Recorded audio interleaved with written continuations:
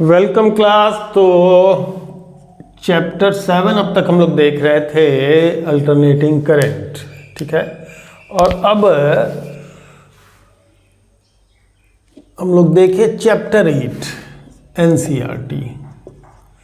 NCERT का chapter 8, जिसमें पहला टॉपिक जो है डिस्प्लेसमेंट करंट, और जो चैप्टर का नाम है वो इलेक्ट्रोमैग्नेटिक वेव्स है, लेकिन उसकी पहली टॉपिक से हमारी क्या, डिस्प्लेसमेंट करंट। तो सबसे पहले हम लोग डिस्प्लेसमेंट करंट को देखेंगे इसमें कि डिस्प्लेसमेंट करंट क्या है।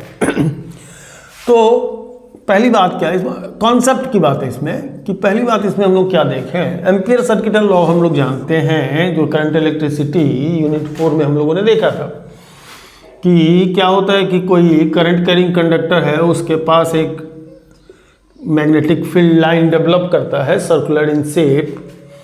तो एम्पियर सर्किटल लॉ कहता है कि लाइन इंटीग्रल जो है वो mu naught times of the current enclosed inside it के बराबर होता है। इसको हम लोग कहते हैं एम्पियर सर्किटल लॉ या एम्पियर्स लॉ, एम्पियर्स लॉ कहते हैं, ठीक है जी। चलिए, अच्छी बात है।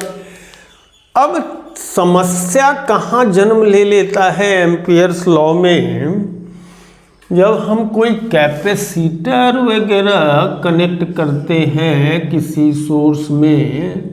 कैपेसिटर मान लीजिए आपने कनेक्ट कर दिया, ठीक। कैपेसिटर कनेक्ट करने के बाद जो एम्पीरियन लूप हम लें, वो एम्पीरियन लूप एक प्लेट को इनक्लोज करते हुए अगर लेते हैं तो आई करंट, जिसको कंडक्टिंग करंट फिलहाल के लिए हम लोग कह लेते हैं, तो यहाँ पर अगर सर्किटल लॉ को हम लोग अप्लाई करते हैं तो इनक्लोज्ड करंट में क्या होगा, करंट पास इन भी हो रहा है, आउट भी हो रहा है। लेकिन जब हम कैपेसिटर के इस प्लेट तक एग्जैक्टली इस प्लेट पर लेते हैं, उस जगह पर करंट पास इन तो हो रहा है लेकिन पास आउट नहीं हो रहा है। पास इन तो हो रहा है लेकिन पास आउट नहीं हो रहा है। तो यहाँ पर तो एम्पियर सर्किटल लॉ क्या हो रहा है, ऑबे नहीं कर रहा है।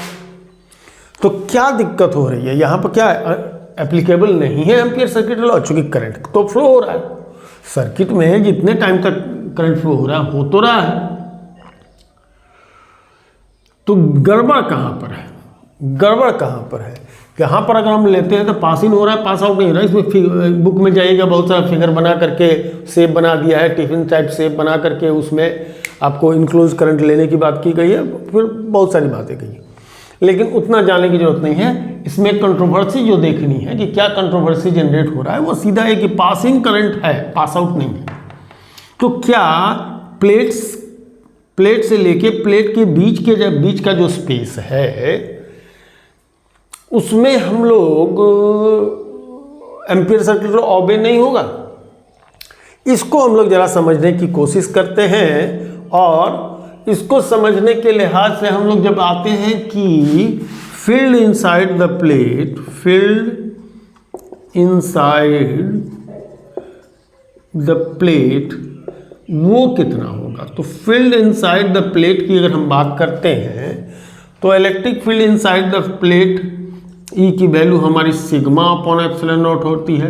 और लेट सपोज कि क्यू चार्ज, टोटल चार्ज इस पर क्यू क्या है, डिपॉजिट चार्ज क्यू है। तो ऐसे सिचुएशन में हम लोग इसको क्यू अपॉन एप्सिलॉन नॉट ये कह सकते हैं इलेक्ट्रिक फील्ड का। तो जो फ्लक्स डेवलप करेगा electric flux, not magnetic flux, जो फ्लक्स डेवलप करेगा फाई ई, वो आपका ई डॉट ए होगा। यहाँ ई ए लीजिए, कॉस थीटा, थीटा की वैल्यू यहाँ 0 रहेगी। तो ऐसे में आप Q upon epsilon naught A into A डालेंगे तो Q बाई एप्सिलॉन नॉट बचेगा, चूंकि ए कैंसिल आउट हो जाएगा। तो फ्लक्स और चार्ज के बीच में एक रिलेशन डेवलप कर जा रहा है, वो है क्या, phi equal to Q by epsilon naught. तो जो चार्ज डिपॉजिट हो रहा है, अब जरा सा गौर कीजिए, Q equal to epsilon naught into phi E. ठीक है। तो ये जो dq/dt rate of change of charge, जो यहाँ चार्ज डिपॉजिट होना चालू हो जाएगा करंट के कारण, कंडक्टिंग करंट के कारण, यहाँ जो करंट पास हो रहा है कंडक्टिंग करंट कह रहा है, तो dq/dt epsilon not d phi e/dt, तो dq/dt is what, dq/dt is what, current. क्या ये कंडक्टिंग करंट है? नहीं भैया, ये कंडक्टिंग करंट नहीं होगा। इसको मैक्सवेल ने कहा कि ये है हमारा डिस्प्लेसमेंट करंट। ठीक है जी, डिटेल बहुत समझने की जरूरत नहीं है। बहुत सारी चीज़ इस चैप्टर में ऐसा है जो आपके 12th लेवल के स्कोप से बहुत ऊपर है। बहुत सारी चीज़ इंफॉर्मेशन के रूप में बहुत सारी बातें को रखी गई है। जैसे कि 9th 7th 8th वगैरह में कुछ साइंस जो पढ़ते थे तो बहुत सारे लोगों को सिंपली एक लाइन की तरह रख दिया जाता था, है ना। तो ये जो यूनिट 8 है इसमें बहुत सारी बातें ऐसी होगी जो कुछ एक लाइन के रूप में आपके पास रहेगा। तो ये जो करंट हम लोग dq/dt जो यहाँ चार्ज डिपॉजिट होना चालू होता है उसको अपन लोग कहते हैं, मैक्सवेल ने बतलाया कि इसको अपन हम कह ले क्या, डिस्प्लेसमेंट करंट। और तब जाकर के एम्पियर मैक्सवेल लॉ बना, एम्पियर मैक्सवेल लॉ बना। और एम्पियर मैक्सवेल लॉ ये बना कि line integral of magnetic field lines is equal to mu naught times of the total current, यानी conducting current plus displacement current, conducting current plus displacement current, यानी mu naught times of IC plus mu naught times of ID। तो mu naught times of the conducting current तो ठीक है, ID के लिए हम लोग क्या डाल पाते हैं, epsilon not d phi e by कितना dt। तो ये जा करके टोटल करेक्शन एम्पियर्स लॉ का बना। डिस्प्लेसमेंट करंट की कहानी यहाँ निकल करके आई। ठीक है जी, तो ये डिस्प्लेसमेंट करंट की बातें हैं। मोटा मोटी इतनी बात जाननी है, इससे बहुत ज़्यादा बात समझ करके कुछ उसमें लेने देने का नहीं है। ठीक है जी, चलिए हम लोग अगला टॉपिक्स देखते हैं। Electromagnetic waves. भैया इसके लिए थोड़ी सी हिस्ट्री में जानी पड़ेगी। वेव्स को जब हम लोगों ने समझना चालू किया तब से हम लोग इस बात को समझते थे कि wave requires a mechanical medium to propagate. मतलब वेव का जो प्रोपेगेशन होगा, वेव एक प्लेस से जो दूसरे प्लेस तक जाएगा, वो उसके ट्रांसमिशन के लिए एक मैकेनिकल मीडियम की रिक्वायरमेंट होगी। ये थी बात, करेक्ट है ना। लेकिन कुछ ऐसे कंट्रोवर्सी थे, जैसे कि सन से जो सनलाइट आता है अर्थ तक, तो सन से जो सनलाइट आता है अर्थ तक, वो क्या सन और अर्थ के बीच में कोई मीडियम तो है नहीं। अर्थ के एटमॉस्फेयर तो अर्थ के बहुत करीब है और सन और अर्थ के बीच में तो कोई मीडियम है नहीं, तो फिर ये लाइट पहुंच कैसे रहा है, लाइट पहुंच कैसे रहा है अर्थ तक, अगर वेव फॉर्म में आ रहा है तो। अगर वेव फॉर्म में नहीं आ रहा है तब तो कोई बात नहीं, लेकिन अगर वेव फॉर्म में आ रहा है तो कैसे आ रहा है।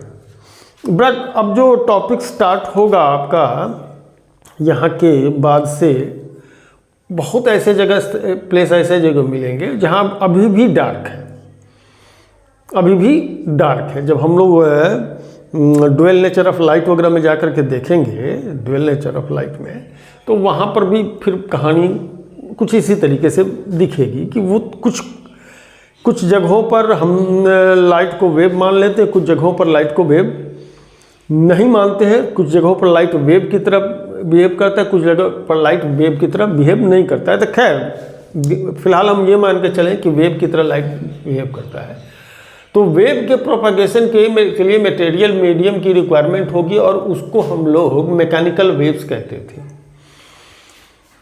तो कुछ समय के लिए कुछ लोगों ने मान लिया कि भाई मीडियम में जो है सो जहाँ भी वैक्यूम भी है, जहाँ कुछ भी नहीं है, वहाँ एक ईथर नाम का पार्टिकल एग्जिस्ट करता है जो लाइट वेव को प्रोपागेट करने में असिस्ट करता है। मतलब लाइट को ट्रांसवर्स वेव मान लिया गया, चूंकि वेल इनसाइड द मीडियम सिर्फ क्या हो सकता है, ट्रांसवर्स वेव ही डेवलप कर सकता है। अगर यदि वेव की आपको समझ नहीं हो तो मैं बतला दूं कि मीडियम के अंदर, वेल इनसाइड द मीडियम, कमरे में से हवा है, इसमें अगर साउंड ट्रेवल करेगा तो कमरे में एयर टू एयर अगर ट्रांसमिट हो रहा है तो वो सिर्फ ट्रांसवर्स वेव से हो सकता है, लॉन्गिट्यूडनल वेव नहीं होगा। ठीक, चलिए, तो ईथर नाम का पार्टिकल प्रेजेंट है और ईथर नाम के पार्टिकल की वजह से जो है सो प्रोपगेशन होता था। लेकिन क्लर्क मैक्सवेल ने अपने एक मैथमेटिकल एनालिसिस में कुछ बातों को देखा, समझा और बताया, एस्टेब्लिश किया, जो जिसको टोटल डिटेल हमारा जो लेवल है 12th लेवल, उस लेवल पर इसकी डिटेलिंग पॉसिबल नहीं है। हमने इसे MSc लेवल में देखा है और बहुत लंबी डिटेल है, इतनी बड़ी बुक है पूरे इलेक्ट्रोमैग्नेटिक वेव को इस्टेब्लिश करने में। खैर, वहाँ तक हम लोग नहीं जाएंगे, कुछ बातें पकड़ेंगे। इलेक्ट्रोमैग्नेटिक वेव के विषय में कौन सी बात हम लोग जानते हैं? इलेक्ट्रोमैग्नेटिक वेव्स के विषय में हम लोग जानते हैं कि moving charge can produce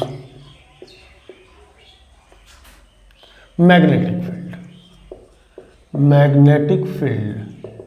moving charge magnetic field को प्रोड्यूस करेगा, moving charge will produce magnetic field. और changing magnetic field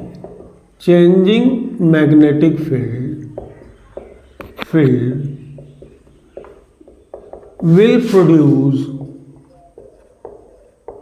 electric field बनाएगा ना, तभी तो चार्ज इन मोशन आएगा।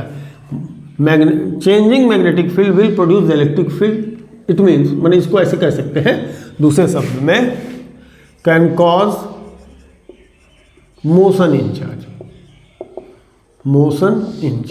तो मोशन इन चार्ज के लिए इलेक्ट्रिक फील्ड का बनना जरूरी है।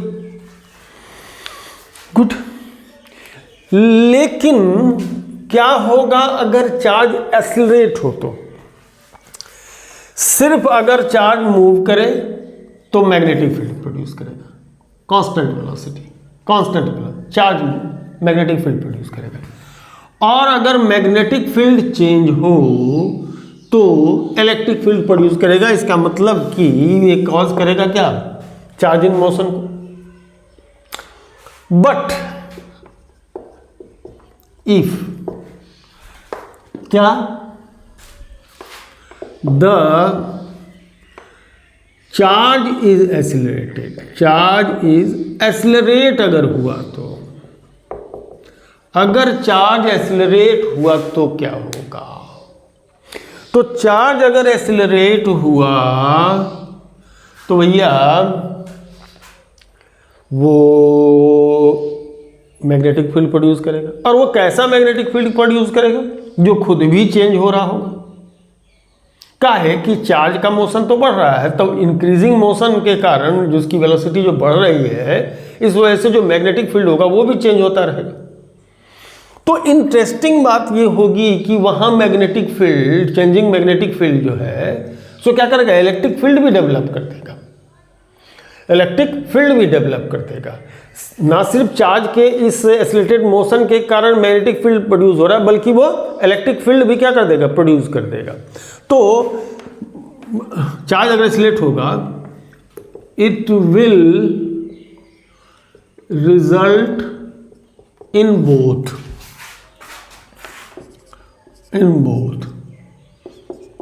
Production of magnetic field as well as electric field electric field भी प्रोड्यूस होगा।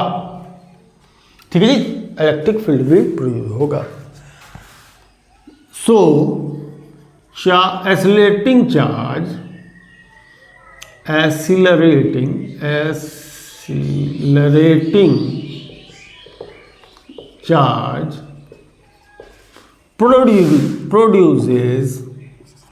produces what?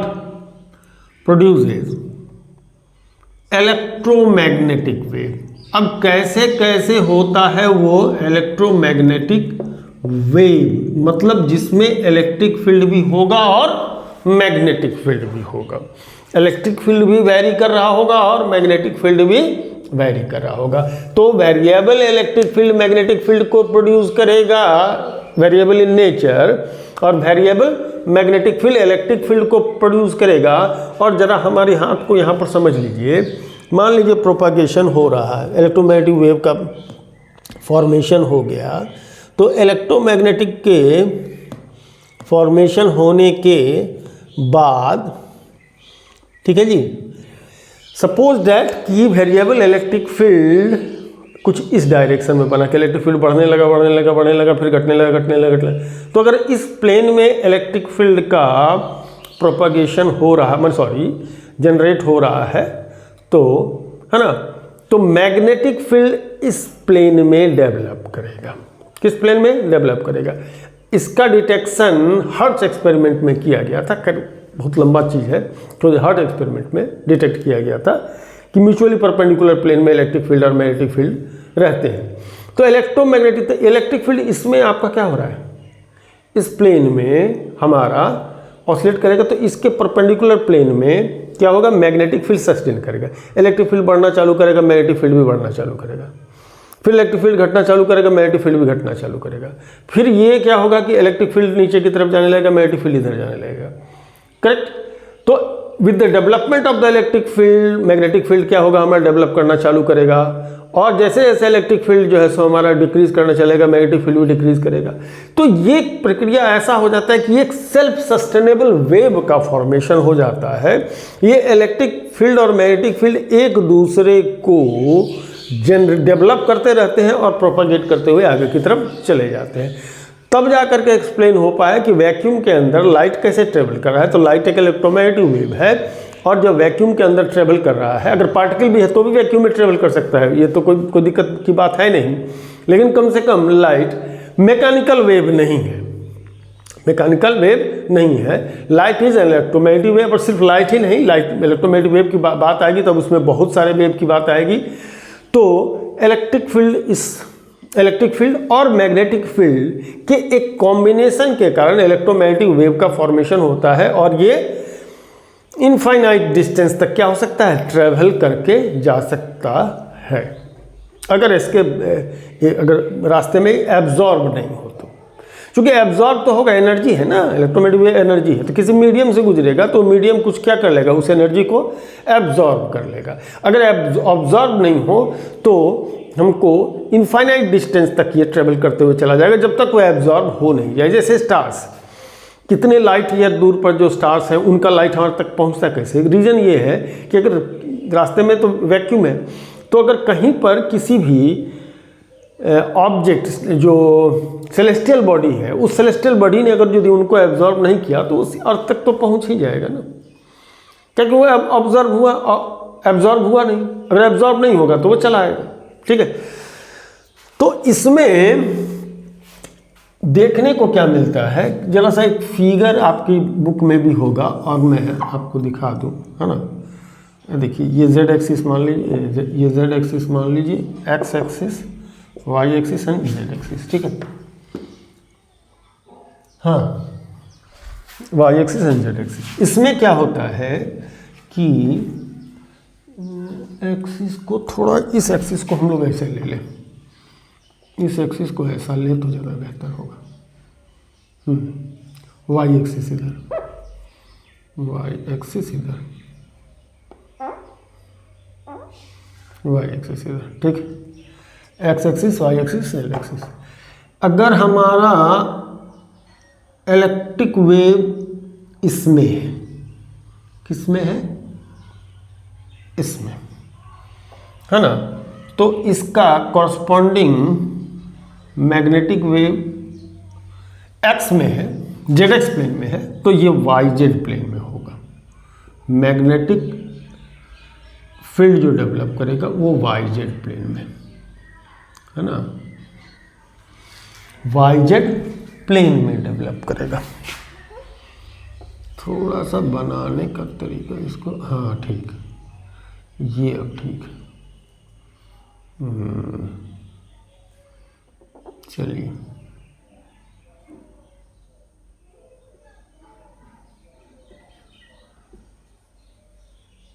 ये हो गया बी एक्स, तो ये हो गया बी वाई, ई एक्स सॉरी, इलेक्ट्रिक फील्ड, तो ये मैग्नेटिक फील्ड। ऐसा वेव फॉर्म क्या करता है, डेवलप करता है। तो ये हो जाता है हमारा मैग्नेटिक फील्ड। प्रैक्टिकली समझिए कि ये है क्या, मैं अपने हाथ से दिखाया भी था। ये यहाँ पर जो दिखा रहे हैं, ये इलेक्ट्रिक फील्ड ऐसा, इलेक्ट्रिक फील्ड ऐसा, मैग्नेटिक फील्ड इस तरीके से। ये इलेक्ट्रिक फील्ड इस प्लेन में ऑसिलेट हो रहा है, तो मैग्नेटिक फील्ड का ऑसिलेशन इस प्लेन में हो रहा है। तो इस सेल्फ सस्टेनेबल वेव का फॉर्मेशन होता है। इलेक्ट्रिक फील्ड का एक्सप्रेशन जो है हम लोग जो दे पाएंगे, है ना, वो E X equal to E naught sine K Z minus omega T, मैं समझाता हूँ कि है क्या, और B Y equal to B naught sine K Z minus omega T. एक चीज को याद ध्यान समझ के रखिए कि फेज एंगल दोनों के लिए सेम होगा, चूंकि सेम एक ही साथ वो मैक्सिमम होगा, एक ही साथ वो मिनिमम होगा। फेज में दोनों सेम होंगे, ठीक है ना, म्यूचुअली परपेंडिकुलर प्लेन में होंगे, लेकिन फेज में दोनों सेम होंगे।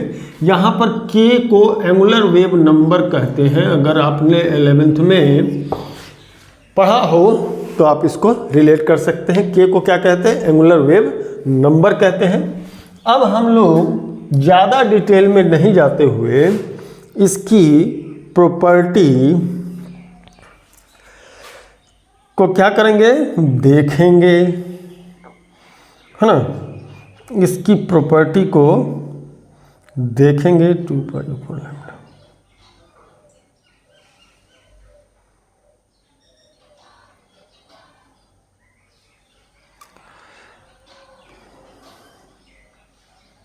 हाँ, कुछ रिलेशन जो इससे रिलेटेड होगा। स्पीड अप्लाइड ऑटोमेटिक वेव्स की बात कर रहे हैं, तो कुछ रिलेशन में आप जान लीजिए कि एक तो बात की स्पीड अप्लाइड अगर सी है तो ये क्या हो जाएगा, अगर न्यू इज द फ्रीक्वेंसी तो न्यू लैम्डा जो होगा इसका क्या होगा, इसकी वो हो जाएगी, क्या हो जाएगी, न्यू लैम्डा जो हो जाएगा उसका स्पीड ऑफ द लाइट हो जाएगा। न्यू की वैल्यू हमारी हो सकती है, कितनी हो सकती है, न्यू की वैल्यू हो सकती है, न्यू की वैल्यू ओमेगा अपॉन 2π, न्यू की वैल्यू हो सकती है ओमेगा अपॉन 2π इंटू लैम्डा। तो देखो ये लैम्डा अपॉन 2π हो सकता है क्या, के, तो ओमेगा की वैल्यू क्या हो सकती है, सी के। एक रिलेशन ये डेवलप कर सकता है। साथ में स्पीड ऑफ लाइट को अगर डिटरमाइन करना है ना, तो किसी भी मीडियम, अगर वैक्यूम की बात करते हैं तो C equal to 1/√μ0 into epsilon naught. Mu naught क्या है, मैग्नेटिक परमिएबिलिटी है, एप्सिलॉन नॉट क्या है, इलेक्ट्रिक परमिटिविटी है। इससे कर सकते हैं। किसी मीडियम के अंदर अगर हम जाते हैं तो मीडियम में स्पीड कितनी होगी, किसी इलेक्ट्रोमैग्नेटिक वेव का भी से कीजिए, C तो क्या है, C रिप्रेजेंट करता है speed of light in vacuum.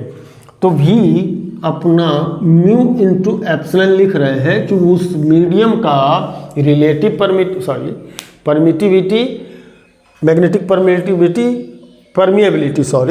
And epsilon क्या होगा, इलेक्ट्रिक परमिटिविटी होगी। ऐसे कुछ रिलेशन हमारे क्या हो सकते हैं, डेवलप कर सकते हैं। ये रिलेशन हमारा रिड्यूस कर सकता है, जो न्यूमेरिकल के रूप में यूज होगा, इसलिए मैं आपको बता दूं, ये रिलेशन रिड्यूस कर जाएगा। के बदले में 2π/λ, तो के बदले में क्या कर सकते हैं हम लोग, के बदले में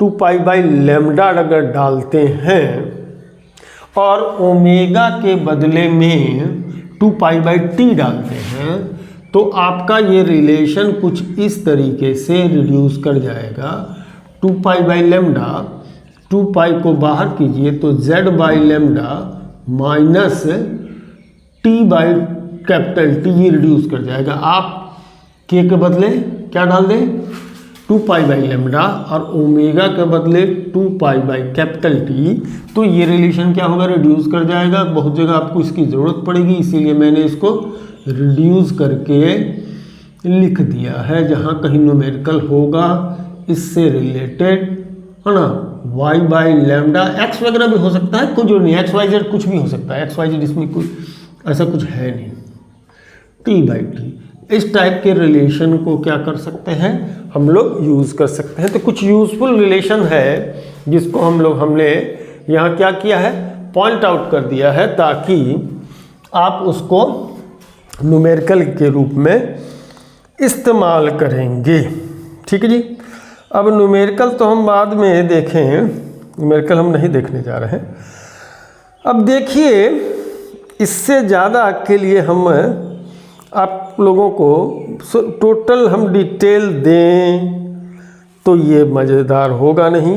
ये कुछ बातें इंफॉर्मेशन रिलेटेड है, तो आप इसके लिए बेटर होगा ये कि आप अपना बुक पलटिए, उसमें आपको इलेक्ट्रोमैग्नेटिक स्पेक्ट्रम दिखेगा। इलेक्ट्रोमैग्नेटिक स्पेक्ट्रम दिखेगा। इलेक्ट्रोमैग्नेटिक स्पेक्ट्रम में आपको एक पूरा चार्ट कुछ इस तरीके का दिखेगा। जो एनसीईआरटी को फॉलो कर रहे हैं वही देखिए। चलिए मैं दिखाता हूँ कि कहाँ पर है ये आपको, ये देखिए, ये है वो इलेक्ट्रोमैग्नेटिक स्पेक्ट्रम। ठीक है। और इस इलेक्ट्रोमैग्नेटिक स्पेक्ट्रम में सबसे कम वेवलेंथ का जो वेव है वो जो भी उसका रेंज है उसमें गामा रेज है। गामा रेज से ऊपर वाला वेवलेंथ जो होता है वो एक्स रेज का होता है, और उसके ऊपर का वेवलेंथ होता है अल्ट्रा वायलेट। उसके बाद आ जाता है विजिबल, उसके बाद आता है इंफ्रारेड, उसके बाद microwave, short radio waves, television FM radio, am radio, long radio waves. ठीक है, ये सारे वेव्स होते हैं, पूरी स्पेक्ट्रम है। अब इनके हर जो इंटरवल है उनकी अपनी अपनी प्रॉपर्टी है। जैसे कि रेडियो वेव्स की कितनी फ्रीक्वेंसी होती है, किस रेंज में आता है, इसका यूज़ किस तरीके से किया जाता है, ट्रांसमिशन के रूप में, इंफॉर्मेशन ट्रांसमिशन के रूप में किया जाता है। फिर माइक्रोवेव्स क्या है, माइक्रोवेव्स का इस्तेमाल क्यों करते हैं, माइक्रोवेव ओवन होता है वो अब हम लोग सबको जानते हैं, क्या रेंज है, ये सब याद रखने की चीज़ होगी। आपकी इंफॉर्मेशन के रूप में क्या करना होगा, याद रखने की चीज़ हो जाएगी। इसके बाद इंफ्रारेड वेव्स होते हैं। इंफ्रारेड वेव्स माने रेड लाइट जो होती है, रेड लाइट के ठीक ऊपर का जो वेव होता है वो हम लोग को इसको इंफ्रारेड वेव्स कहते हैं। तो उस इंफ्रारेड वेव्स में हीट प्रॉपर्टी ज़्यादा होती है, हीटिंग प्रॉपर्टी ज़्यादा होती है, ये इसको जानने की ज़रूरत है। तो ये स्टूडेंट खुद ही उसको पढ़ें, कोई सा भी बुक उठा ले कि इंफ्रारेड वेव्स क्या है, उनकी क्या प्रॉपर्टी है, क्या इसका फ्रीक्वेंसी रेंज है, क्या इसका वेवलेंथ रेंज है, इसका इस्तेमाल किस किस चीज़ में किया जाता है, ये कंप्लीट एक इन्फॉर्मेशन की बात है। इंफ्रारेड कैमरा भी होता है, इंफ्रारेड कैमरा भी होता है जो नाइट विज़न के लिए इस्तेमाल किया जाता है, जिसमें जो मैंने ऐसे किसी को दिखेगा कुछ नहीं, लाइट, चूँकि विजिबल रेंज बहुत छोटा सा है, विजिबल रेंज काफ़ी है, काफ़ी छोटा सा है। विजिबल रेंज तो मात्र 700 to 400 नैनोमीटर का है। 700 to 400 नैनोमीटर का बहुत छोटा सा रेंज है, जिस रेंज के इलेक्ट्रोमैग्नेटिक वेव को ह्यूमन आई डिटेक्ट कर पाता है। इन्हीं में सबसे ऊपर है रेड का और सबसे नीचे है वायलेट, और जो कंबाइंड इफेक्ट है वो हमारा वाइट लाइट हम लोग कहते हैं। अल्ट्रा वायलेट रेड जो क्या होता है, वायलेट से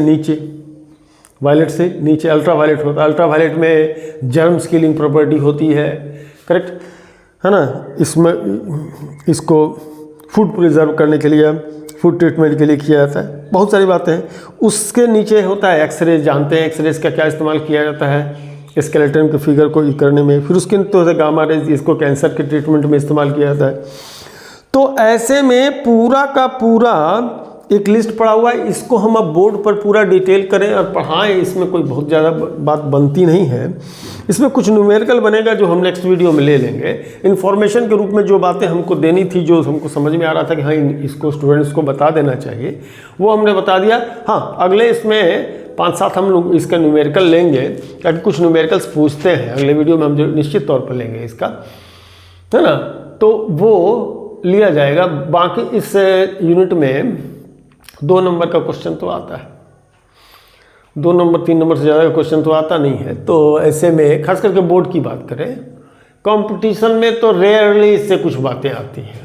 नीट में या JEE में हार्डली किसी साल पूछा है, हमने तो देखा नहीं अभी तक में, हमारी नज़र से कुछ दिखा तो नहीं है, लेकिन हार्डली कुछ पूछा जाता है। तो बोर्ड के पॉइंट ऑफ व्यू से ये इम्पॉर्टेंट है, तो इसको ज़्यादातर बातें तो हम समझा चुके हैं। जो और कुछ बताना है न्यूमेरिकल में वो मैं बता दूंगा, लेकिन खुद से पूरी रेंज की जानकारी आप ले पढ़ें, बुक NCERT से पढ़ लें या किसी रेफरेंस बुक को उठा करके देख लीजिए, उससे क्या कर लीजिए, नोट्स बना लीजिए, वो ज़्यादा बेटर होगा। ठीक है जी, चलिए